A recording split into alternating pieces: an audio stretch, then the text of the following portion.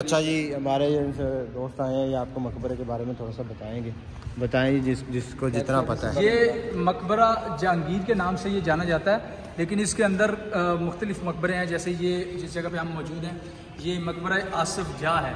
आसिफ जाह जो था वो जहांगीर जो था, जहांगीर का बरादर निस्बती था, जिसे हमारे यहाँ आम तौर पर लोग क्या देते हैं ना, लफ्ज़ इस्तेमाल करते हैं, साला का लफ्ज़ इस्तेमाल करते हैं, तो ब्रदर इन लॉ जिसे कहा जाता है हमारे आम तौर पर। और नूर जहाँ जो थी वो जहांगीर की बेगम थी और ये उसका भाई था।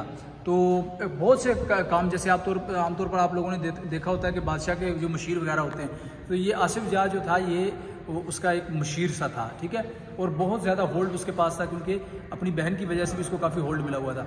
ये जो मकबरा नूरजहाँ, ये मकबरा जहांगीर है, इसकी तारीख अगर हम देखें तो इसके बारे में ये पता चलता है कि ये 12वीं सदी में बनाया गया था, 12वीं सदी। उसके बाद उसकी तामीर नौ भी हुई है, 16वीं सदी में भी हुई है और उसके बाद भी होती रही है। लेकिन जो एक मुनफरिद चीज़ है वो ये है कि इसका जो फ़न तामीर है वो एक ऐसा है कि आज के दौर तक जो है इस जैसा कोई फ़न तामीर किसी जगह पर नज़र नहीं आता।